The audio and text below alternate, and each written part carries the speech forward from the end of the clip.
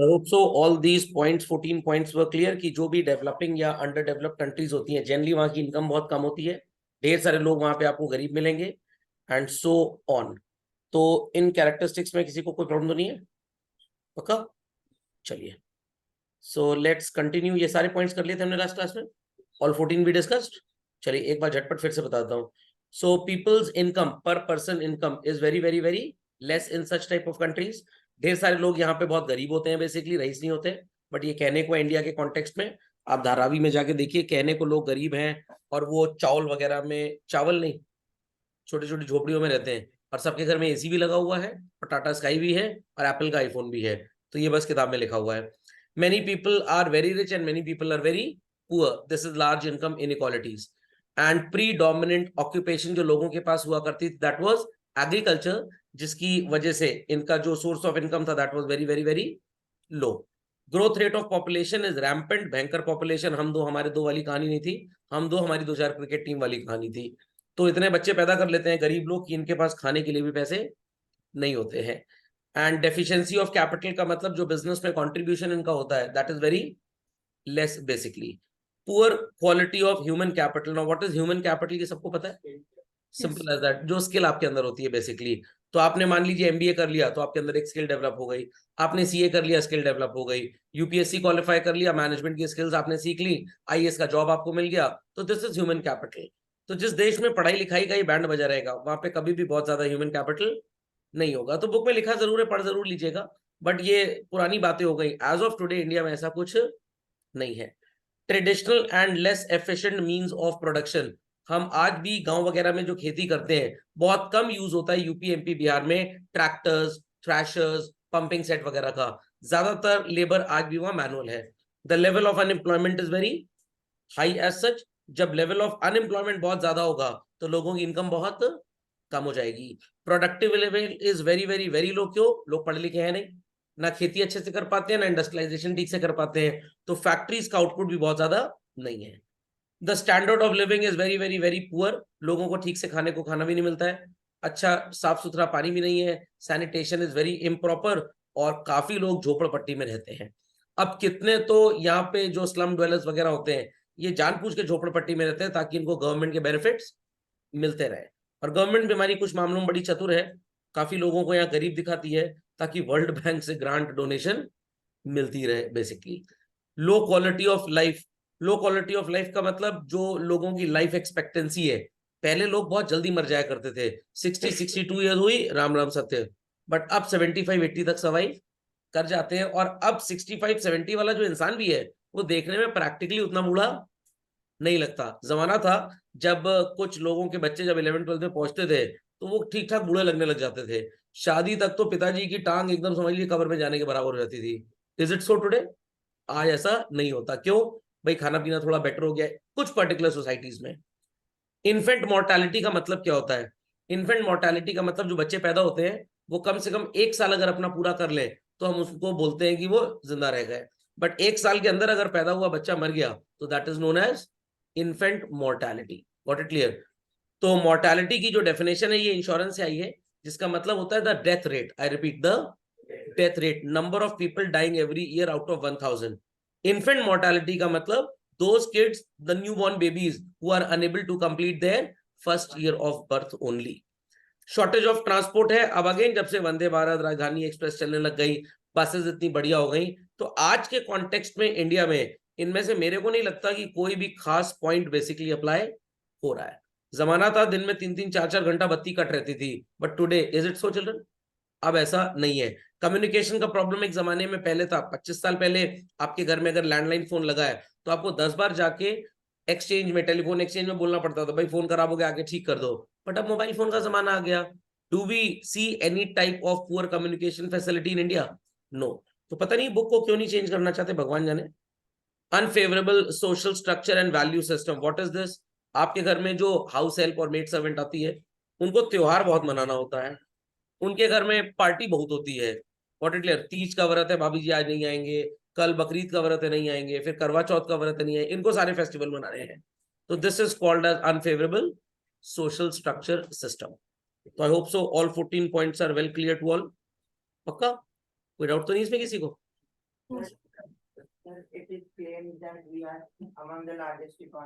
हाँ, we are among the largest economy. अभी मोदी जी का विजन था 5 ट्रिलियन का, 3.5 तक हम पहुंच चुके हैं। We are one of the largest economies. और मैं ये साबित भी कर देता हूँ, इसको कि India is definitely one of the largest economies. और ये भी साबित हो जाएगा तुरंत कि जो हमारा रेट ऑफ ग्रोथ है वो वर्ल्ड की कितनी कंट्रीज से बहुत ज्यादा है। एक वेबसाइट है, अगर आपको याद हो, मैंने काफी बार इस पे फोकस भी किया है, tradingeconomies.com। आपको यहाँ पे नजर आएगा indicators GDP growth. GDP word का आप बहुत अच्छा मीनिंग जो समझेंगे ना, वो आपको क्लास 12 में समझ में आएगा। मैं सिंपल भाषा में जीडीपी का मतलब आपको समझा देता हूँ। Suppose India is a shop, India is not a country, it's a shop, और इंडिया के अंदर ढेर सारा सामान बिक रहा है, समझ में क्या? उस टोटल सामान की जो सेल वैल्यू होती है ना, उसको हम जीडीपी बोलते हैं, gross domestic product. I repeat, gross domestic product. तो यहाँ पे आपको इंडिया का ग्रॉस डोमेस्टिक प्रोडक्ट मार्च 2023 में जो लिया गया था, इट इज 6.1। वर्ल्ड का देख लेते हैं जरा, वर्ल्ड में क्या हालचाल चल रहा है जीडीपी इंडिकेटर का। इंडिया आपको नजर आएगा, खुल जा सिम सिम, निकल गया, कितना था और नीचे 6.1 चल रहा है, ये हमारा जीडीपी है। जरा यूनाइटेड स्टेट्स ऑफ अमेरिका का देख लिया जाए, चलते जाएंगे चलते जाएंगे चलते जाएंगे चलते जाएंगे चलते जाएंगे, 1.4 के आसपास, देखिए 1.8 हो गया है। यूएस का ग्रोथ रेट 1.8 है, हमारा 6.1 है। आपके मौसा जी जो जुपिटर में रहते हैं, वो अगर इन्वेस्ट करना चाहे इस प्लैनेट पे, तो किस कंट्री को चूज करेंगे? वो इंडिया को ही चूज करेंगे बेसिकली, क्योंकि इंडिया का ग्रोथ रेट ज्यादा है। और दुनिया क्या जानती है कि कौन सबसे सक्सेसफुल कंट्री है? यूएस। आपके सामने सक्सेस किसकी कहाँ पे है? तो सर यूएस को लोग मानते तो बहुत है, थोड़ी दादागिरी है, गुंडागर्दी है उनकी, बदमाशी है, कोई ज्यादा कुछ बोले तो उसके ऊपर ड्रोन से अटैक करवा दो। तो ये है बच्चों ग्रोथ रेट। तो कभी भी आपको जानना हो किसी भी कंट्री के बारे में, इनका इकोनॉमिक डेटा क्या है एंड ऑल दैट, आप इस वेबसाइट को जरूर देख लें। So then why USA is the among most developed and we are still developing? नहीं नहीं, why USA is most developed, ये यूएस बोलता है, ये और कोई नहीं बोलता। ये डेटा आपके सामने है, डेटा आपके सामने है। आपकी क्लास में कोई बच्चा है एकदम हैवी ड्यूटी टाइप का, 1.5 कुंटल उसका वजन है, कार से आता है, 2 बाउंसर साथ में आते हैं, आपको लगता है कि बड़ा सेफ्टी सिक्योरिटी डरपोक है जिसके साथ बाउंसर है। समझ में आगे कि नहीं आ गया? Got it clear? तो ऐसा कुछ नहीं है, ये आपके सामने सारा डेटा है, आपको कहीं देखने की जरूरत ही नहीं है। Fine. I don't think so कि आपके स्कूल में शायद ऐसी वेबसाइट का कोई रेफरेंस वगैरह चलता होगा। तो कभी भी अगर कोई कहे कि US is among the developed countries, China देख लीजिए कितना है ग्रोथ रेट, 4.5 पे चल रहा है। और सबसे बढ़िया तो आपको ग्रोथ रेट कहाँ पे नजर आएगा? Libya, Guyana, Macao, Monaco, Fiji, Bahamas. Sir ये सब तो हमको एकदम वो थर्ड वर्ल्ड कंट्रीज लग रही है। इंडिया को भी कभी थर्ड वर्ल्ड बोला जाता था, पिछड़े देश एकदम, अब ऐसा नहीं है। तो अब सर यहाँ पे तो इतना ज्यादा ग्रोथ है, लोग यहाँ पे नहीं इन्वेस्ट करना चाहते।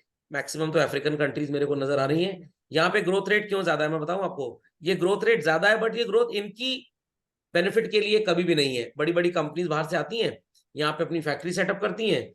लेटेस्ट से कि मैंने कोको का प्लांट लगा लिया, कोको का प्लांट लगा लिया, अब अफ्रीका में हम खेती बाड़ी कर रहे हैं बेसिकली कोको के प्लांट से, और ढेर सारी कॉफी उगा रहे हैं, उसके बाद इसको एक्सपोर्ट कर रहे हैं, एक्सपोर्ट करके हम प्रॉफिट कमा रहे हैं। एंड अल्टीमेटली ये सारा पैसा, नजर तो आ रहा है कि फिजी की ग्रोथ है, मोनाको की ग्रोथ है, मकाऊ की ग्रोथ है, आर्मेनिया, बामास की, आर्मेनिया का नाम सुना होगा आपने, रशिया के जब 13 टुकड़े हुए थे ना, तो उसमें ये अजरबैजान, आर्मेनिया, यूबेकिस्तान वगैरह वगैरह, हाँ, वो क्रीमिया वगैरह जो था, ये सब बने थे। तो है छोटी छोटी कंट्रीज, बट रिसोर्सेज यहाँ पे इतने हैं। तो जो यूएस कंट्रीज हैं वो इन रिसोर्सेज को यहाँ इस्तेमाल करती हैं। तो कमाई कहने को यहाँ पे हो रही है, बट ये पूरी कमाई बाहर चली जाती है यहाँ से। लॉजिक समझ में आ रहा है? आपने एमवे का नाम सुना होगा, एमवे प्रोडक्ट्स बहुत अच्छे होते हैं, सब लोग इस्तेमाल भी करते होंगे मैक्सिमम लोग। तो ये एमवे का जो प्रोडक्ट है ना बच्चों, ये बनता कहाँ पे बेसिकली? ये बनता है अफ्रीका में, वहां से इसको एक्सपोर्ट करा दिया जाता है यूएस और दुनिया के दूसरे कोनों में, और पैसा कमाती है एमवे, अमेरिकन कंपनी। तो रिसोर्सेज यूज हुए अफ्रीका में, ऑर्गेनिक फार्मिंग यूज हुई अफ्रीका में, बट बेनिफिट किसको हुआ? अमेरिकन को बेसिकली।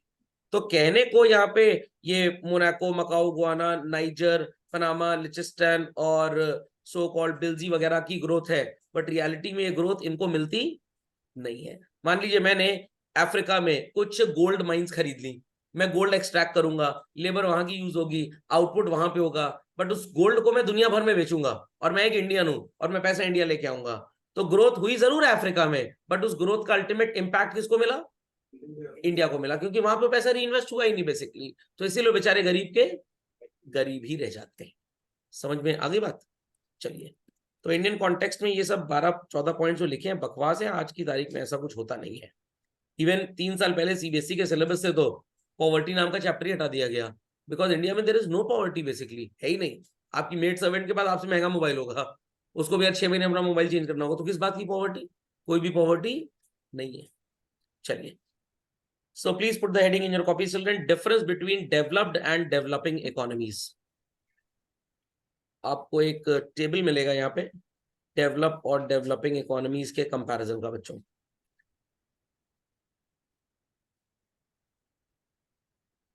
सो कॉल्ड एग्जाम में जब ये डिफरेंसेस आएंगे तो आपको इनको लिखना कैसे, ऐसे लिखेंगे तो मार्क्स उतने अच्छे नहीं मिलेंगे।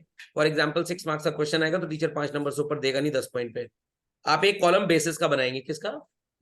बेसिस का। उसके बाद आप इसको डिफरेंशिएट करेंगे।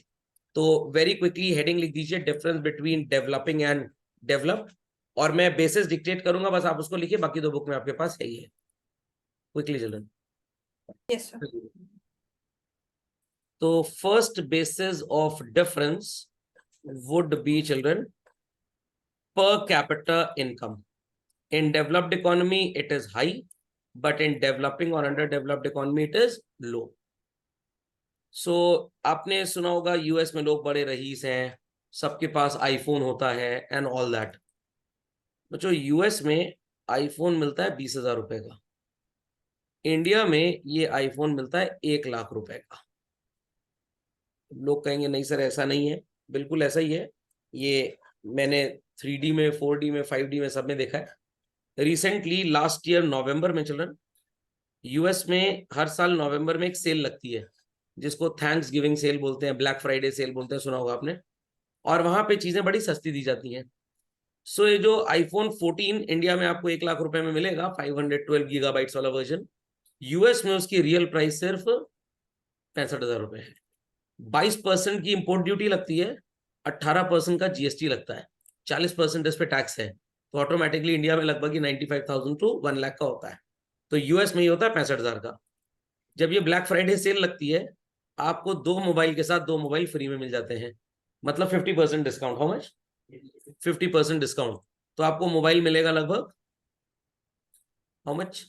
35,000 में। इस 35,000 के मोबाइल पे आपको 15,000 के gift coupons, grocery coupons, fuel coupons, ये सब मिल जाते हैं। आप घर का राशन, पानी, सामान ये सब खरीद लीजिए। तो 35,000 का मोबाइल जिसमें 15,000 के कूपन भी हैं, तो आपको मोबाइल कितने का पड़ा? 20,000 का। आपको कम से कम इस मोबाइल को 4 महीने कॉन्ट्रैक्ट करना पड़ेगा, वेरिजॉन, AT&T जो उनकी मोबाइल कंपनीज हैं, और कम से कम 4 महीने का आपको बिल पे करना पड़ेगा। वो मोबाइल लॉक्ड रहेगा 4 महीने तक। 4 महीने के बाद वो मोबाइल अनलॉक हो जाएगा, आप फिर उसमें किसी का भी सिम लगवा लीजिए, इंडिया ले आइए, चाइना ले आइए, कहीं ले जाइए। 4 महीने का किराया जो आपको देना पड़ेगा, दैट वुड बी अराउंड 16,000। तो 4 महीने के बाद you are free to use this mobile anywhere around the world outside US, but 4 महीने तक उस कंपनी के साथ कॉन्ट्रैक्ट साइन करना पड़ेगा। क्यों ऐसी पॉलिसीज हैं? आईफोन की जो मैन्युफैक्चरिंग कॉस्ट है that is just 8,000 rupees. How much? 8,000। Sir 8,000 रुपया मोबाइल 1 लाख रुपए में गवर्नमेंट ऑफ इंडिया कमाती है, 35,000 का टैक्स उसके ऊपर। Got it clear? एप्पल वाले 8,000 का मोबाइल फोन इंडिया में बेचते हैं 65,000 में, ये कमाते हैं 57,000 रुपीज। बट यूएस में अपने लोगों को प्रमोट करने के लिए नवंबर में लगती है सेल, और लोगों को आईफोन की इफेक्टिव कॉस्ट क्या पड़ती है?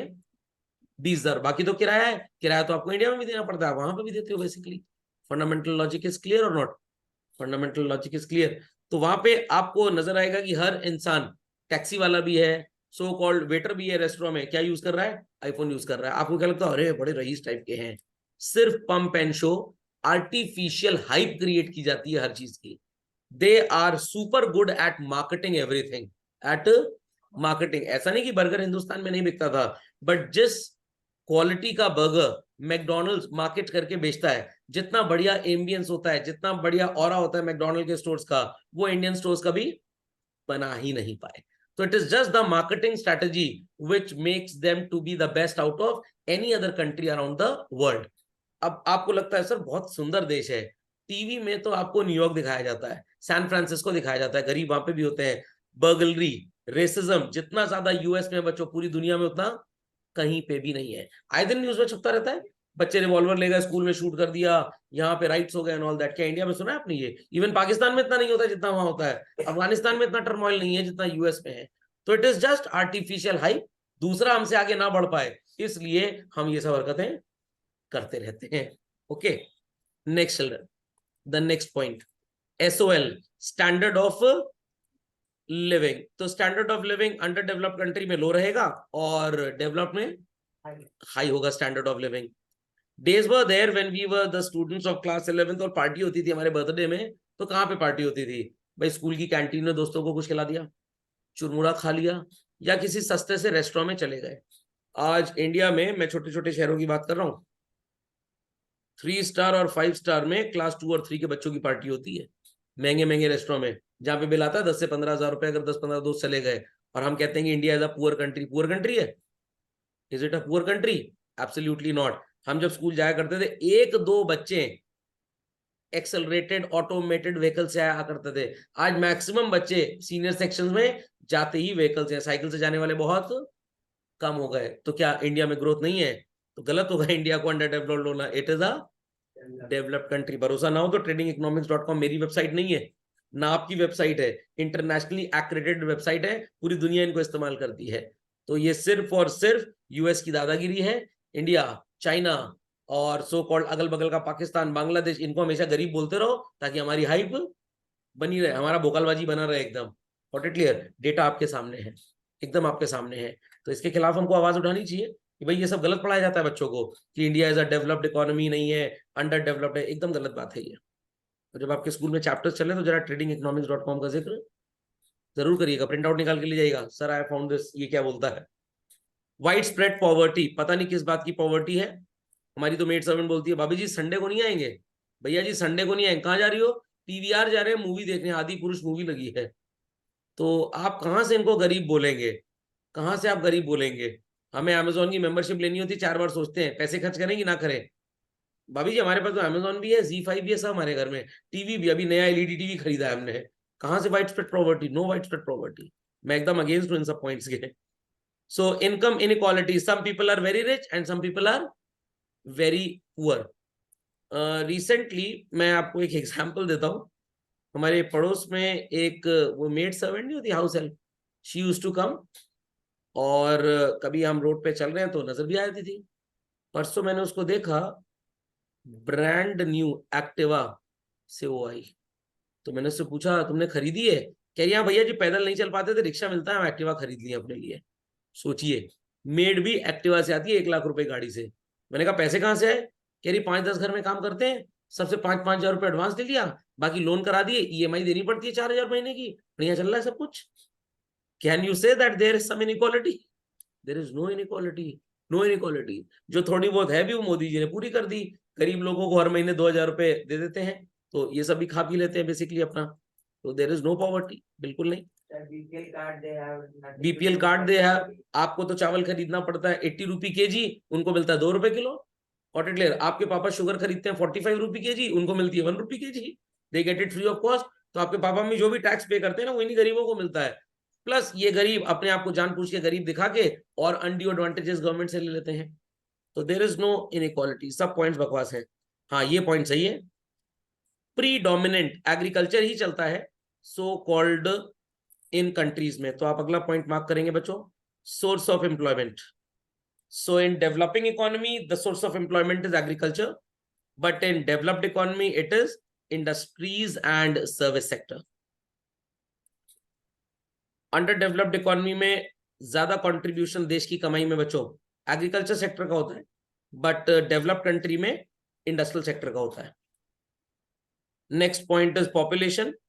इन डेवलपिंग कंट्री और under developed economy population growth rate is very high, but इसको मैं बिल्कुल बुरा नहीं मानता। It is not a bane, it is rather a boon. How sir? Rabindranath Tagore ji का नाम सुना है आपने? गुरुदेव रविंद्रनाथ टैगोर जी। जिन्होंने नेशनल एंथम दिया था, वो अपने माता पिता की 12th या 13th संतान थे। अगर उन्होंने 13 थे ना, परिवार नियोजन की बात सोची होती तो क्या इतने बड़े आर्टिस्ट हमको मिल पाते? नहीं मिल पाते। So when we talk about population, and India की पॉपुलेशन जो है चाइना से थोड़ी सी कम जरूर है, बट जो ग्रोथ रेट है वो चाइना से कहीं ज्यादा है। 141 हो गए हम लोग अब। तो अब इसी अच्छी पॉपुलेशन में सुंदर पिचाई भी है, इसी अच्छी पॉपुलेशन में महात्मा गांधी भी थे। और ये कोई आज से नहीं बढ़ रही है। हाँ, 1921 के पहले का जो पीरियड था, पॉपुलेशन इतनी तेजी से नहीं बढ़ रही थी, बट 21 के बाद से तेजी से बढ़नी स्टार्ट हुई है। तो एज अ रिजल्ट अगर पॉपुलेशन ज्यादा है तो काम करने वाले भी, वर्किंग हैंड भी ज्यादा होंगे, खाने वाले पेट भी ज्यादा होंगे। Next we have unemployment children. The next point to be marked is unemployment. So पहले आप एक बेसिस का कॉलम बनाइएगा छोटा सा, और फिर डेवलपिंग और डेवलप का बनाइएगा। तो कभी भी डिफरेंस लिखना हो याद रखिएगा हमेशा बच्चों, put it in tabular form और बेसिस जरूर लिखिएगा। Moving ahead children, moving ahead. Rate of capital formation, पता नहीं क्यों लिखा है, नहीं समझ में आ रहा बिल्कुल भी मेरे को, अननेसेसरी दे हैव रिटन। अगला पॉइंट मार्क कर लीजिए, सेविंग एंड कैपिटल फॉर्मेशन। अगर saving and capital formation under developed economy में लो है और इंडिया को आप अंडर डेवलप्ड बोलते हैं, तो ये पॉइंट गलत है। तो किसी जमाने में हम बोलते थे इंडिया लेफ्ट में था, अब इंडिया राइट में जा चुका है। No doubt growth rate of population यहाँ पे लो नहीं है, बट सिर्फ एक फैक्टर से आप किसी कंट्री के बारे में नहीं बोल सकते कि वो तरक्की करेगी या नहीं करेगी। Next, inadequate infrastructure. Do we have shortage of water supply in India बच्चों? Do we have electricity shortage? Nepal को कितनी इलेक्ट्रिसिटी हम बेचते हैं basically? Do we have any shortage of farm products? No. जमाना था 48 में, 1950s में, 60s में हमें इंपोर्ट करना पड़ता था फूड आइटम, बट आज हम काफी चीजों में एक्सपोर्ट में नंबर 1 है। तो I am pretty correct to this point, ये सब कैरेक्टरिस्टिक है अंडर डेवलप्ड की, बट इंडिया अंडर डेवलप्ड नहीं है, नहीं है, नहीं है। Next point is techniques of production. पुराने जमाने में किसान वो बैल वगैरह लेके खेती बाड़ी करते थे। आज पंजाब में, हरियाणा में, हिमाचल प्रदेश में, you can see we have air condition tractors, we have air condition tractors. कितनी प्रॉस्पेरिटी है जाके देखिए वहां पे। Poor quality of human capital, तो next point would be human capital, level of education, literacy ratio. ठीक है, यहाँ के बच्चे स्कूल कॉलेज, गरीब बच्चे बहुत कम जाते हैं, बट कोई चाय का बिजनेस कर रहा है, कोई चाय की बढ़िया दुकान चला रहा है। हमारे मोहल्ले में चौराहे पे एक चाट वाला है मेरे को लगता है चाट वाला बेचारा कितना कमाता होगा। मैंने एक दिन इसकी इकोनॉमिक्स कैलकुलेट की और मेरे को शर्म आ गई बताते हुए कि हम टीचर हैं। Got it? ले, चाट वाला कितने पैसे कमाता है डेली की बच्चों? उसकी कमाई 15 से 20 हजार रुपए की है। महीने का कितना हो गया? 6 लाख, और 12 महीने का 72 लाख। इसके खानदान में कोई स्कूल में नहीं गया होगा, स्कूल की स्पेलिंग भी इनको लिखनी नहीं आती होगी, बट इंडिया के जो अच्छे एमबीओज होते हैं वो भी इतना पैसा नहीं कमा पाते। इनको कोई टैक्स भी नहीं देना अपनी कमाई पे बेसिकली। और आप कहते हैं कि चार्ट वाला है एकदम बेकार इंसान है। हाँ ठीक है, लाइफ उतनी ग्लैमरस नहीं है, उतना स्टैंडर्ड ऑफ लिविंग नहीं है, बट अगेन उसके पास भी कैपेसिटी है hyundai की क्रेटा गाड़ी खरीदने की, उसके पास भी कैपेसिटी है ताज में जाके स्टे करने की। कुछ दिन पहले मैं गया था तो मैंने पूछा तुम्हारे बड़े भैया है? नहीं, कह रहे थाईलैंड घूमने गए 5 दिन के लिए। सोचिए, चार्ट बेच रहा है चार्ट, और लोग कह रहे हैं poor quality of human capital, his education level is very low. अच्छा है, लो एजुकेशन लेवल है। एमबीए करके 25 लाख कमाता तो इसको भी शर्म आ जाती, तो इसलिए तुम सोचा कि मैं एमबीए करके 25 लाख नहीं कमाऊंगा, what I will do, chart बेचूंगा। अब मेरी बातों से इंस्पायर होकर चार्ट का ठेला मत लगा लीजिएगा कि पापा बोले हम भी कल से चार्ट ही बेचेंगे, सर कह रहे हैं चार्ट बेचने में बड़ा फायदा है। Next children, we have sanitation facilities and primary चीजों का ही हम एक्सपोर्ट कर पाते हैं, और प्राइमरी चीजें इसमें होती हैं basically what children, agro products. समझ में आई बात कि नहीं? नहीं समझे? समझ गए? पक्का? Clearly understood? तो पॉइंट्स यहाँ पे लिखे 13 है, बट आप इसको ले लें तो 14, 15, 16, 17, 17 पॉइंट्स ये बन सकते हैं इन ऑल। तो 2 बातें बहुत ध्यान से याद रखिएगा। अगर आपके स्कूल में चैप्टर पढ़ा दिया गया हो या पढ़ाया जाएगा और आपको ये बताया जाए कि लेफ्ट कॉलम में लिखी हुई बातें applies to under developed economies and right side में लिखी हुई बातें apply to developed economies. Teacher आपके एकदम सही पढ़ा रहे हैं, बिल्कुल गलत नहीं पढ़ा रहे हैं। बट अगर बोले these characteristics apply to India and these do not apply to India, बच्चों बगावत करने का टाइम आ गया है, बॉयकॉट कर दीजिएगा। और आपके पास स्ट्रॉन्ग डेटा है tradingeconomics.com से कि India is no more a under developed और developing economy, it is a developed economy. आज दिन वो आ चुका है कि यूएस में आईफोन लॉन्च होता है तो सेम डे इंडिया में लॉन्च होता है। डेज वर देयर की मर्सिडीज की गाड़ी यूएस में लॉन्च होती थी, इंडिया में 2 साल बाद आती थी। प्रोडक्ट लॉन्च होता था यूके में, इंग्लैंड में, इंडिया में 2 महीने बाद आ रहा है। आज ऐसा होता है? नहीं होता। एप्पल ने क्यों अपना शोरूम यहाँ पे खोला? अगर इंडिया अंडर डेवलप्ड इकोनॉमी है तो उनको समझ में आ गया कि यूएस में अगर हम प्रोडक्शन का प्लांट लगाते हैं और इंडिया उसको एक्सपोर्ट करते हैं तो इतना डिस्टेंस है कि हमारा जो ट्रांसपोर्टेशन का खर्चा है बहुत ज्यादा हो जाएगा। तो एक काम करो, चाइना में फैक्ट्री लगा लो।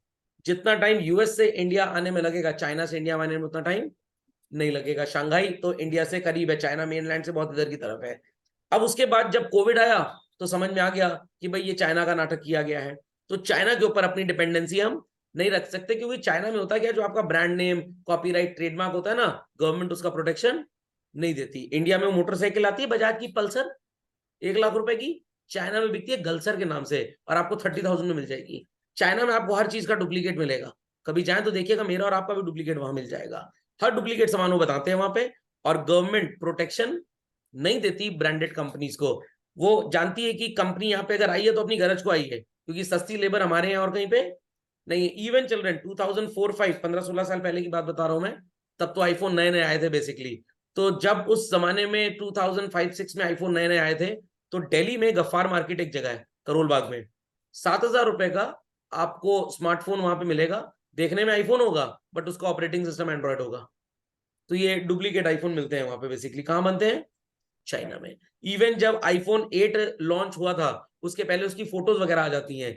चाइना की डुप्लीकेट कंपनी ने आईफोन 8 के नाम का मोबाइल फोन लॉन्च कर दिया विद एंड्रॉइड ऑपरेटिंग सिस्टम। 2010 में किया था या ऐसे ही कुछ, या 15 में किया था उन्होंने, न्यूज में आया था। उसके बाद एप्पल को उन्होंने स्यू कर दिया कि उन्होंने हमारा डिजाइन कॉपी किया। बात समझ में आ रही है? एक तो चोरी, ऊपर से सीना चोरी, दूसरे डिजाइन कॉपी की, उल्टा उसके ऊपर केस कर दी है। तो चाइना में आपको ये सब मिलेगा, काफी ढेर सारा, काफी डुप्लीकेसी वहां पे होती है। और वहां की गवर्नमेंट इन चीजों को प्रमोट करती है कि हमारे अपने जो लोग हैं वो कम से कम इससे कुछ पैसा कमा लेंगे। तो जब कोविड आया, एप्पल को समझ में आ गया कि नाटक ज्यादा हो गया है और चाइना में बड़ी प्रॉब्लम हो गई है, फैक्ट्रीज वगैरह बंद हो गई हैं, तो क्यों हम एक ही कंट्री के ऊपर ग्रोथ अपनी डिपेंड करें। हमारी मैक्सिमम क्लाइंटेल चाइना में है, इंडिया में है, पाकिस्तान, बांग्लादेश, श्रीलंका, हांगकांग, बैंकॉक, जितना ये एशियन कंट्रीज वाला कॉन्टिनेंट है, बहुत यहाँ पे हमारी डिमांड है। और लेबर इंडिया में भी सस्ती है। जमाना था जब कांग्रेस की गवर्नमेंट हुआ करती थी, वो इतना ज्यादा बिजनेस को प्रोपेल नहीं करना चाहती थी। बीजेपी, गुजराती भाई बहन सारे के सारे, इनको बिजनेस और प्रॉफिट समझ में आता है, तभी देश तरक्की करेगा। तो एप्पल वालों को लगा कि अब मोदी जी से चल के बात करते हैं कि भाई हमको यहाँ पे प्लांट खोलने दो। मोदी जी को लगा बात तो ये लोग सही कह रहे हैं, अगर एप्पल यहाँ पे आएगा, अपना प्लांट खोलेगा तो एम्प्लॉयमेंट बढ़ेगा, टेक्नोलॉजी लेके आएंगे, मोबाइल फोन पे रेट कम हो जाएगा। बताया ना, 40% की ड्यूटी है, 18% जीएसटी और 22% की इंपोर्ट ड्यूटी। ये पूरी की पूरी ड्यूटी कितनी हो जाएगी? 0। तो जो आईफोन हमारे देश के लोग 1-1 लाख में खरीदते हैं उनको 60-65 हजार मिल जाएगा। यहाँ पे भी ब्लैक फ्राइडे सेल होगी, 30-40 हजार में मिल जाएगा। तो बायर्स बढ़ जाएंगे। और हिंदुस्तान में तो लोग ही लालची टाइप के हैं, एक मोबाइल है, पड़ोसी ने आईफोन खरीदा, मेरे को भी खरीदना है। ऐसा होता है कि नहीं होता? जीएसटी तो लगेगा मान लीजिए, बट यहाँ पे जब आ जाएगा ना तो जीएसटी में भी कुछ हम डिस्काउंट दे देंगे ताकि हमारी कंपनीज और बढ़े बेसिकली। अब ऑल जीएसटी वगैरह तो सेकेंडरी है, जीएसटी तो गवर्नमेंट ने कलेक्ट किया, देश की तरक्की पे खर्च कर ही दिया, एम्प्लॉयमेंट लेवल बढ़ जाएगा। बीकेसी में, मुंबई में जो शोरूम है एप्पल का, 42 लाख रुपीज पर मंथ किराया है चिल्ड्रन, 42 लाख। क्या कोई दूसरी मोबाइल कंपनी इतना बड़ा शोरूम ओपन करके किराया देगी? नो। और बीकेसी जहां पे है एप्पल का स्टोर, वो है किसकी प्रॉपर्टी? मुकेश अंबानी की। तो इनको भी किराया मिल रहा है। जब ये पैसा कमाएंगे तो गवर्नमेंट को और टैक्स मिलेगा। तो एप्पल वालों ने गवर्नमेंट को प्रपोजल दिया, गवर्नमेंट इनका प्रपोजल मान गई। विन विन सिचुएशन दोनों के लिए है। गवर्नमेंट के लिए भाई एम्प्लॉयमेंट बढ़ेगा देश में, गरीबी कम होगी। एप्पल के लिए क्या फायदा है कि अभी तक हम सिर्फ चाइना में डिपेंडेंट थे। अब अगर चाइनीज गवर्नमेंट को स्ट्रॉन्ग रेगुलेशन ले आती है, यूएस की कंपनी है एप्पल बेसिकली, और कल को मान लीजिए चाइना और यूएस में कोई लड़ाई झगड़ा हो जाए, फॉर एग्जांपल, खैर वॉर नहीं होगी, अब न्यूक्लियर वॉर नहीं होगी, कोई वॉर नहीं होगी, बट कोल्ड वॉर चल सकती है। बिजनेस रिस्ट्रिक्शंस क्रिएट कर सकते हैं एक दूसरे के ऊपर। तो एप्पल ने सोचा कि हमारा आउटपुट कम हो जाएगा, फैक्ट्री बंद हो जाएगी, तो इट इज बेटर चलो इंडिया में प्लांट लगा लेते हैं। तो इंडिया में प्लांट लगाने में मल्टीपल एडवांटेजेस हैं। इंडिया में मोबाइल बना के दूसरी जगह पे एक्सपोर्ट भी हम कर सकते हैं। तो क्यों वो इंडिया आ रहे हैं? क्योंकि उनको अपॉर्चुनिटीज नजर आ रही हैं कि ये एक बढ़ता हुआ देश है, ये अब गरीब देश नहीं है। तो लेफ्ट साइड एकदम सही बोल रहा है, it is the characteristic of under developed and developing. Right side it is the characteristic of developed. But हम कहां पे हैं बच्चों? राइट और लेफ्ट? अब हम राइट में आ चुके हैं, अब हम लेफ्ट में नहीं है, और मैंने प्रूफ कर दिया tradingeconomics.com से। चलिए, so people understood this? Yes, sir. So children, put the next heading in your copies. मैंने थोड़ा बहुत आपको इसके बारे में पहले बताया हुआ है। The heading would be types of economic systems. बच्चों, अगर मैं आपसे पूछूं कि डिक्टेटरशिप इकोनॉमी हिटलर के टाइम पे हुआ करती थी, वो फ्रांस, जर्मनी वगैरह वगैरह, क्या इंडिया एक डिक्टेटरशिप इकोनॉमी है? नो। तो जब आप बोलते हैं कि एक इकोनॉमी इंडिपेंडेंट है और एक इकोनॉमी डिक्टेटरशिप है, तो ये बेसिकली पॉलिटिकल क्लासिफिकेशन है। कौन सा? पॉलिटिकल। तो डिक्टेटरशिप मतलब राजा, जो मैं बोलूंगा बस वही होगा। डेमोक्रेसी जैसी कोई भी चीज नहीं है। इतनी बात सबको समझ में आ गई? What I will say everybody has to follow. वो एक रूलर आपने सुना, पागल टाइप का, ऐसे ऐसे आंखें उसकी, ठीक ना से है, किम योंग उम, क्या नाम है, किंग जॉन उम, जो भी नाम है, कहाँ का रूलर है? North Korea. पार्लियामेंट में कोई एक बार ऐसे सो रहा था, उसने गोली मार दी उसको। तो सो कॉल्ड बड़ा खड़ूस टाइप का है। कहने को इलेक्शन वगैरह होता है, बट उन्हीं के परिवार के लोग ही हमेशा प्रेसिडेंट, प्राइम मिनिस्टर वगैरह सब बनते हैं। तो they are dictatorship economy, but India is also dictatorship? No, it is a republic basically. To the people, for the people, by the people, in the people, of the people, side the people, कंधे में, sir में people, सब people का पेड़ हर जगह लगा हुआ है, सबको याद है ना? तो वो पॉलिटिकल क्लासिफिकेशन है, बट ये पॉलिटिकल नहीं है बच्चों। दिस इज इकोनॉमिकल क्लासिफिकेशन, जिसे आप बोलते हैं टाइप्स ऑफ इकोनॉमिक सिस्टम, जिसमें सबसे पहला आपको क्या नजर आ रहा है? कैपिटलिस्ट, दूसरा सोशलिस्ट, और तीसरा मिक्स। तो इनको बहुत सो कॉल्ड हम इन डेप्थ पढ़ेंगे, बट मैं आपको बेसिक बता देता हूं। कैपिटलिस्ट इकोनॉमी आप किसे बोलते हैं? An economy where all the resources are owned by private sector, rampant profit making, भयंकर, वेलफेयर गया भाड़ में, हमको वेलफेयर से कोई लेना देना नहीं है। सिर्फ उन चीजों का प्रोडक्शन करेंगे मार्केट में जिसकी डिमांड ज्यादा होगी और हाई प्राइस में वो बिकेगा। और टेक्निक ऑफ प्रोडक्शन यूज की जाएगी कैपिटल इंटेंसिव, मशीनों का इस्तेमाल ज्यादा होगा और वर्कर्स का कम होगा। क्या आपको इंडिया में ऐसा नजर आता है हर जगह? नहीं सर, ऐसा थोड़ा इंडिया में। Second, socialistic, all the resources are owned by government of the country, welfare is the prime factor, हर जगह फोकस किस पे है? सिर्फ वेलफेयर पे। सिर्फ और सिर्फ उन चीजों को प्रोड्यूस किया जाएगा जिनकी नीड ज्यादा है, और ज्यादा से ज्यादा इंप्लॉयमेंट क्रिएट करने के लिए बच्चों वर्कर्स का इस्तेमाल ज्यादा होगा और मशीनों का एकदम नेग्लिजिबल। लेबर इंटेंसिव टेक्निक इसको बोलते हैं, बताया मैंने पहले आपको। इंडिया में ये था up till 1950s and 60s तक, सारी चीजें गवर्नमेंट खुद कंट्रोल करती थी। 1947 में कंट्री अटेन्ड इंडिपेंडेंस। 1948 में बच्चों बना था पहला इंडस्ट्रियल पॉलिसी रेजोल्यूशन, जिसको आप आईपीआर 1948 या इकोनॉमिक पॉलिसी ऑफ 1948 भी बोलते हैं। सारी इंडस्ट्री, सारी बच्चों, defence, pharmaceutical, thereafter transport, communication, banking, insurance, name the industry, सारी की सारी किसके हाथ में थी? गवर्नमेंट। दो टॉप ग्रुप्स हुआ करते थे, जैसे आजकल अडानी और अंबानी चल रहे हैं, उस जमाने में टाटा और बिरला हुआ करते थे बस। और गवर्नमेंट ने इनको रेस्ट्रिक्टेड क्या, जीरो परमिशन दी थी। अगर आपको कुछ करना भी है तो हमसे परमिशन लीजिए, लाइसेंस लीजिए, हम आपका कोटा फिक्स करेंगे, आप क्या प्रोड्यूस करेंगे, कहां बेचेंगे, हम आपको फ्रीली प्ले नहीं करने देंगे। क्यों? 350 साल ईस्ट इंडिया कंपनी ने हमको रूल किया। यही था ना, 350-400 साल बोलते हैं। ब्रिटिशर्स 1516 में शायद आए थे और 1900 के आसपास गए, तो रियल रूल उनका 200 साल रहा, बट इंपैक्ट 300 साल, 350 साल के आसपास था। तो गवर्नमेंट के अंदर एक डर था मन में कि एक बार हमने ईस्ट इंडिया कंपनी में भरोसा किया, उनको बिजनेस करने की परमिशन दी। जब ईस्ट इंडिया कंपनी इंडिया में आई थी बच्चों, तो क्या इंडिया जैसा कुछ था? 500 समथिंग छोटी छोटी रियासतें थी, जिसको कॉन्स्टिट्यूएंसीज बोलते हैं। उन्होंने खरीद खरीद के सबको यूनाइट कर दिया बेसिकली, तब जाके इंडिया बना। तो तब से लोगों के मन में, गवर्नमेंट के मन में, उस समय के जो हमारे पॉलिटिकल लीडर्स थे उनके मन में डर आ गया कि एक बार भरोसा किया था ईस्ट इंडिया कंपनी में, पूरे देश को रूल कर लिया, सारे रिसोर्सेज यहां से ले जाते थे ब्रिटेन, और फिनिश गुड्स बनवा के वहां से यहाँ लाते थे और धंधे को चौपट कर दिया था हिंदुस्तान में। फिर से अगर ऐसे लोगों को बढ़ने दिया गया तो एक बार फिर से हम रूल हो जाएंगे। तो उस समय ब्रिटिशर्स, टाटास और बिरलास गवर्नमेंट को एकदम सेम लगते थे। तो गवर्नमेंट ने कहा हम रिस्क नहीं लेंगे, सारी चीजें हम अपने सो कॉल्ड कंट्रोल में रखेंगे। माउंटबैटन साहब के साथ यही पैक्ट हुआ था। और एक चीज आपको नहीं पता होगी, आपको पता होनी चाहिए, इंडिया को उन्होंने 15 अगस्त 1947 को बच्चों इंडिपेंडेंट कभी भी डिक्लेयर नहीं किया था। They gave it on lease. क्यों भाई, मेरी प्रॉपर्टी है, मैं आपको किराए पे देके जा रहा हूं 99 ईयर्स के लिए, आप इस्तेमाल करिए। 99 ईयर्स के बाद हम देखेंगे कि आपने उसको ठीक से इस्तेमाल किया या नहीं किया। और हमको क्या गलत पढ़ाया जाता है, इंडिया अटेन्ड इंडिपेंडेंस ऑन 15 अगस्त 1947।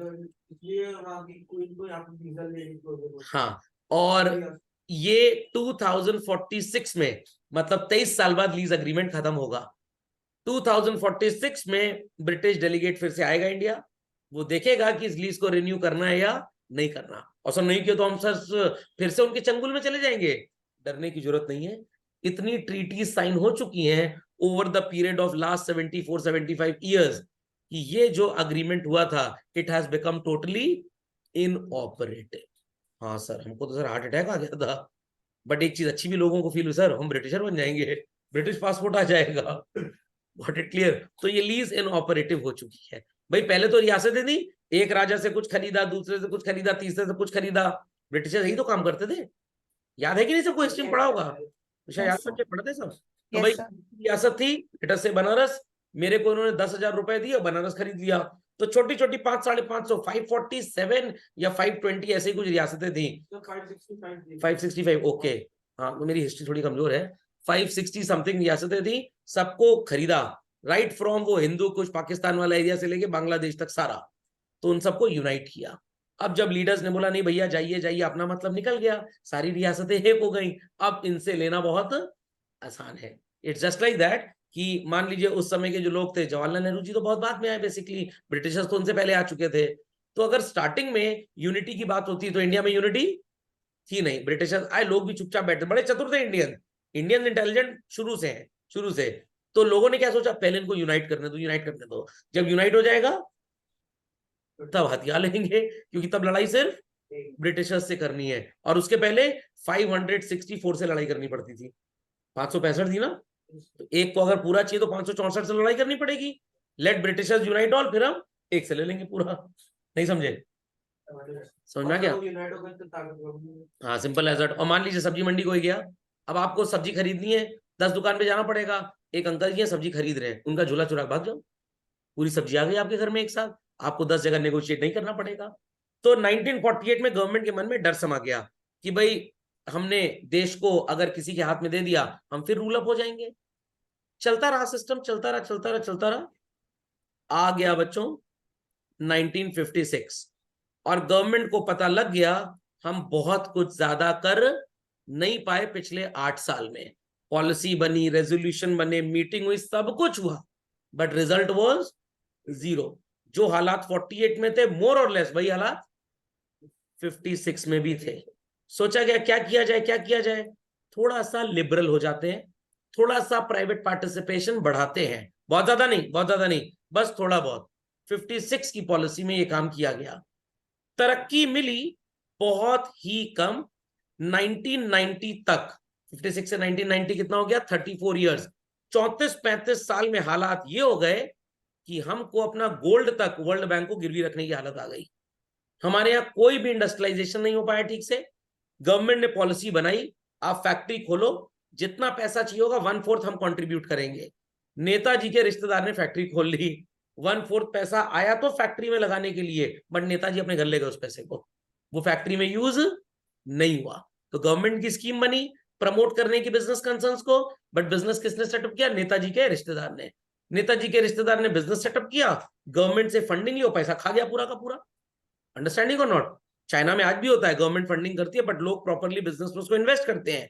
तो चाइना की गवर्नमेंट, हर चाइना की बड़ी फैक्ट्री में बच्चों 1/4 की पार्टनर है वहां पे, इसीलिए वहां पे करप्शन कंपैरेटिवली कम है। आई एम नॉट सेइंग कि नहीं है, बट कंपैरेटिवली बहुत कम है। तो 1919 तक हालत खराब, उस समय गवर्नमेंट हुआ करती थी चंद्रशेखर जी की, वीपी सिंह जी की, हलती बलती रहती थी, एकदम हालत खराब हो चुकी थी। पकड़ा गया मनमोहन सिंह जी को और बोला गया जाओ भैया world bank, IBRD, international bank for so called reconstruction and development, और जाओ कोई पैसा ऐसा लेके आओ वहां से। जब मनमोहन सिंह जी गए वहां पे, और फाइनेंस सेक्रेटरी हुआ करते थे RBI के वो उस समय, फाइनेंस सेक्रेटरी जो 1 रुपए के नोट पे साइन करता है, what it clear, RBI governor से ऊपर होता है बेसिकली ये। तो सो कॉल्ड वहां गए वर्ल्ड बैंक, तो वर्ल्ड बैंक ने पूछा कहां से आए हो भैया, तो ही सेड कि मैं इंडिया से आया हूँ। किसको रिप्रेजेंट कर रहे हो? मैं इंडिया को रिप्रेजेंट कर रहा हूँ। जाके देखिए आपके देश में तो सरकार ही गिर गई है। जनता दल की सरकार थी, कांग्रेस के कोलिशन के साथ उन्होंने अपना सपोर्ट वापस ले लिया।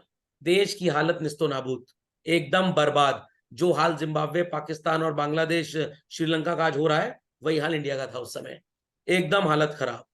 राजीव गांधी जी थे उस समय जिंदा, बाद में उनकी भी डेथ हो गई, ह्यूमन बॉम्ब ने उनको मार दिया।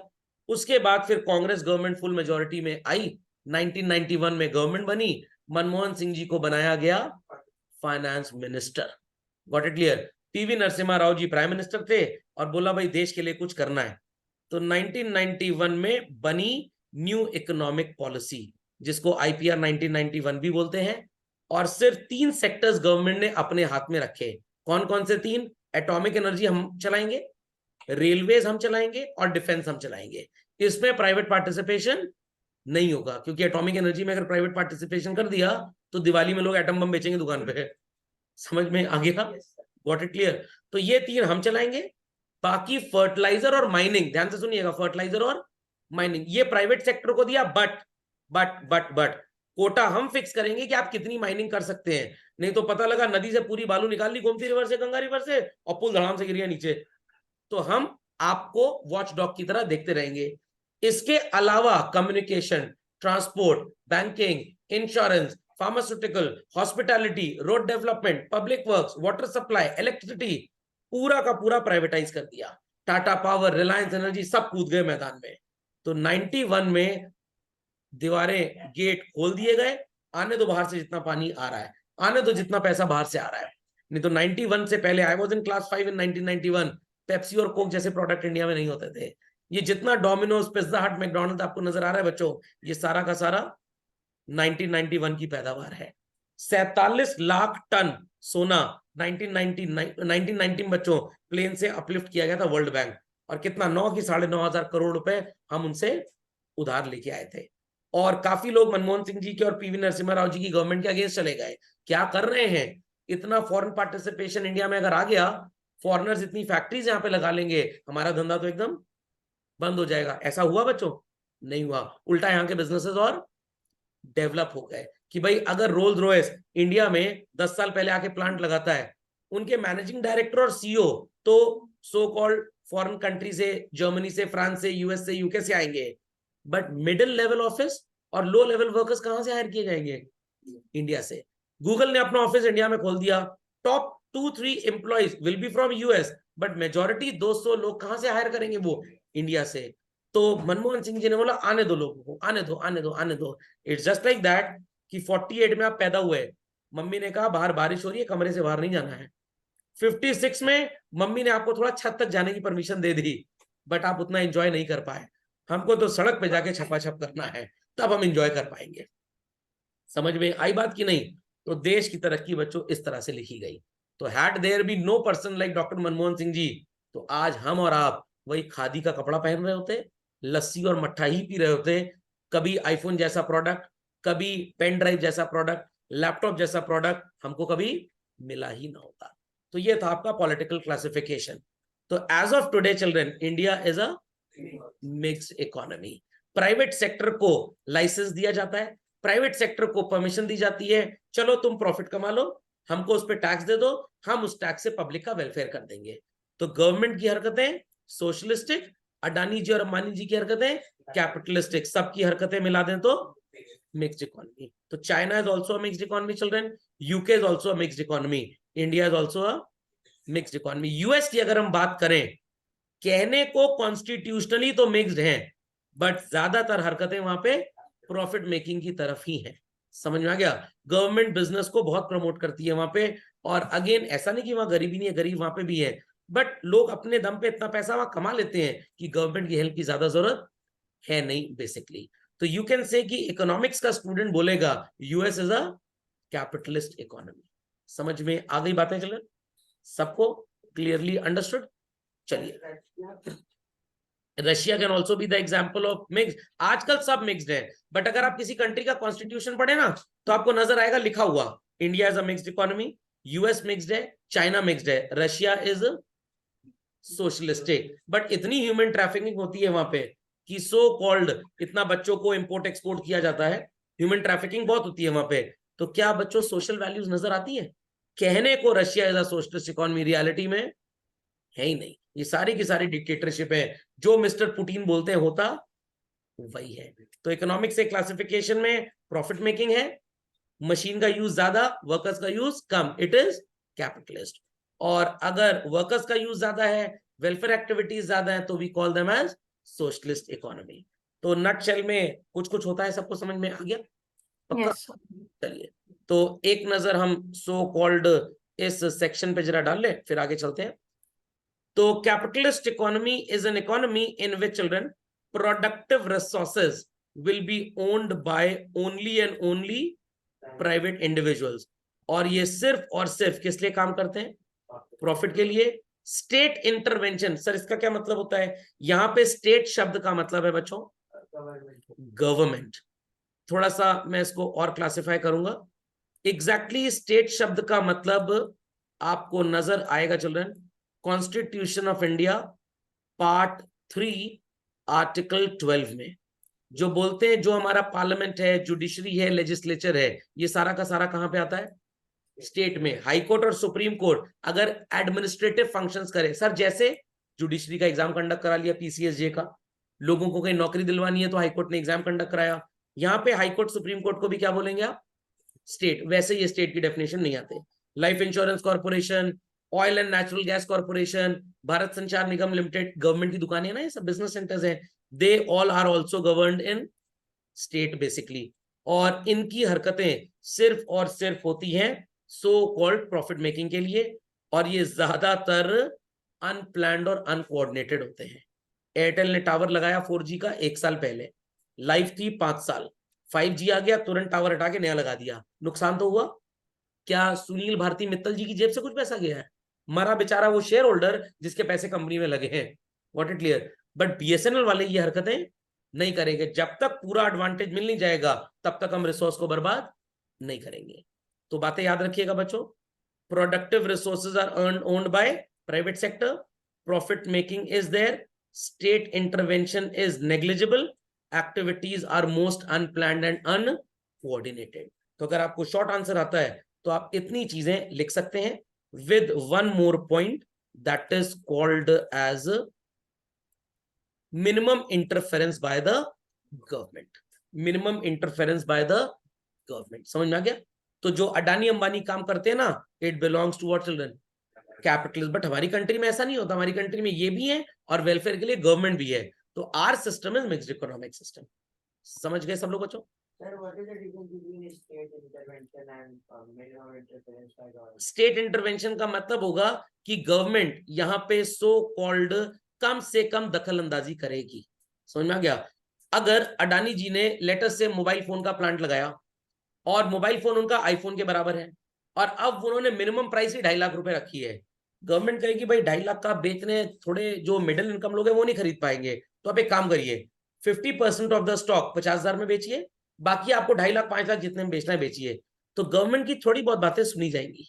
तो इसको बोलते हैं government intervention is minimum. But socialist economy जो होती है ना, वहां पे गवर्नमेंट की ही दादागिरी चलती है और मैक्सिमम फोकस होता है वेलफेयर की तरफ, प्रॉफिट मेकिंग वहां पे किसी को करने ही नहीं दी जाती है। Got it? समझ में आ गया? अंडरस्टूड? चलिए, और यहाँ पे अनप्लैन्ड का मतलब हो गया कि भाई जहां प्रॉफिट नजर आएगा वो काम करेंगे, पहले से कुछ खास बातों को हमने सोचना नहीं है। तो यहाँ पे बच्चों एक चीज आपको थोड़ी इंपॉर्टेंट मार्क करनी पड़ेगी, फ्री एंटरप्राइज इकोनॉमी होती है ये, मार्केट इकोनॉमी या क्या बोलते हैं इसको, लजीज फेयर। खाना बहुत लजीज बना है, लजीज fair again is a French Latin word जहां तक मेरी नॉलेज बोलती है। खैर कुछ भी हो, मैं क्या करना। तो फ्री एंटरप्राइज का मतलब कोई भी इंसान जब चाहे बिजनेस कर सकता है, जिस प्राइस पे चाहे प्रोडक्ट बेच सकता है, जितना चाहे उतना कमा सकता है, इनको रोकने टोकने वाला कोई भी नहीं है। Children, have you heard the name of Tata Motors, Yes, sir. Very good. और अगर आपने टाटा मोटर्स का नाम सुना होगा तो बच्चों टाटा टी का भी नाम ही सुना होगा, और आपने ये भी सुना होगा देश का नमक, व्हाट, टाटा सॉल्ट। अब ध्यान दीजिएगा, किसी भी प्राइस में गाड़ी बेचिए रतन टाटा जी, हमें कोई कष्ट नहीं है, गवर्नमेंट इंटरफेरेंस जीरो। चाहे किसी भी भाव पे बेचिए, हमें कोई प्रॉब्लम नहीं है, government interference is zero. But salt ना, अगर रॉक सॉल्ट बेच रहे हैं तो सी टू इट 80 रुपी केजी से ऊपर ना बिके, और सी सॉल्ट बेच रहे हैं सी टू इट 35 रुपी केजी से ऊपर ना बिके। यहाँ पे गवर्नमेंट ने अपने रेगुलेशंस लगा दिए हैं, क्योंकि भाई ये पुअर लोग भी इस्तेमाल करते हैं। अगर आप बहुत महंगा खरीदेंगे तो वो बेचारे इसको खा नहीं पाएंगे तो उनको प्रॉब्लम हो जाएगा बीपी वगैरह का। नमक कम खाएंगे तब भी बीपी का प्रॉब्लम, ज्यादा खाएंगे तो है ही है। तो इन्होंने कहा ठीक है, आपकी बात मान जाते हैं। तो here government is putting some restrictions बच्चों, बट यहाँ पे कोई भी गवर्नमेंट का इंटरवेंशन नहीं है। तो इसको आप बोल सकते हैं example of minimum government interference. समझ में आया कि नहीं? तो गवर्नमेंट मेरे से बोलेगी सौरभ सर आपको जो फीस लेनी है बच्चों से लीजिए, बट हमको टैक्स जरूर दे दीजिएगा अपनी कमाई पे। Is that clear? The government has no right to regulate my fee structure, but government has complete right to collect tax from me. समझ में आ गया? तो large number of countries like US, UK, France, Japan, Australia and Western Europe, they practice market economy. समझ में आ गया? But ऐसा नहीं है कि गवर्नमेंट ऑफ यूएस को गरीबों की चिंता नहीं है, चिंता है बच्चों गरीबों की। वहां पे जो लोग अनएम्प्लॉयड होते हैं हर महीने उनको कुछ पैसा दिया जाता है, पता है उसे क्या बोलते हैं? डोल। अच्छा, गवर्नमेंट डुल गई पूरी तरह से, डोल रही है गरीबों के ऊपर। 12th क्लास तक की एजुकेशन की जो बात अगर हम करें, हम फॉरेन कंट्रीज में बच्चों, इवन यूएस यूके में, it is free of cost practically. और जितनी एजुकेशन अच्छी यहाँ पे इंडिया में Mayo school, CMS and all that अच्छे स्कूलों में मिलती है चिल्ड्रन, उतनी ही अच्छी एजुकेशन वहां पे गवर्नमेंट स्कूल में मिलती है। और यहाँ पे तो गवर्नमेंट स्कूल में कोई पेरेंट भेजे ना अपने बच्चे को, गुल्ली डंडा चलाना सीख के आएगा बस। समझ में आया? देयर आफ्टर जो वहां पे ग्रेजुएशन की स्टडीज हैं वो स्कॉलरशिप बेस्ड है। You qualify the exam, study on scholarship. नहीं पढ़ सकते, पैसा देके पढ़िए, और वो बहुत महंगी है। और बहुत ज्यादा लोग फॉरेन कंट्रीज में हायर एजुकेशन अफोर्ड कर ही नहीं पाते, बहुत एक्सपेंसिव है बेसिकली। खोपड़े में बात गई पक्का? तो यूएस में भी, यूके में भी, जापान में भी गरीबों की हेल्प की जाती है, but not up to that level जैसे इंडिया में है। ओके, so next class में children we'll continue with this titled as features of capitalism। तो प्राइवेट प्रॉपर्टी का मतलब तो समझ में आ गया होगा सबको। तो एक एक करके सारे पॉइंट्स हम डिस्कस करेंगे अगली क्लास में। They are 6 in number, sorry 6 नहीं है, 9 इन नंबर। मेरिट्स भी मोर और लेस आपको सेम लगेंगे, और जो इसके डीमेरिट्स होंगे वही सोशलिस्ट के मोर और लेस फीचर्स और मेरिट्स बन जाएंगे। ओके, तो आप फीचर्स और मेरिट्स मिला के भी अगर पढ़ लें तो आपका काम बन जाएगा, ऐसी कोई प्रॉब्लम की बात नहीं है। और अगर आपने बात मेरे मुंह से काफी बार सुनी है, एक दो बार वीडियो बार बार देख लीजिएगा, सब अनकॉन्शियस माइंड में स्टोर हो जाएगा, और फिर इंडिया गॉट टैलेंट एग्जाम में तो लिख ही लेंगे अगर आता है तो। अंदर का कंटेंट बिल्कुल रटने की कोशिश मत करिएगा, आप नहीं लर्न कर पाएंगे। Only mug up the headings, only mug up the headings. अंदर का टेक्स्ट 2 बार 3 बार 4 बार जब टाइम मिले इसको पढ़ लीजिए बार बार। Never try to mug up anything.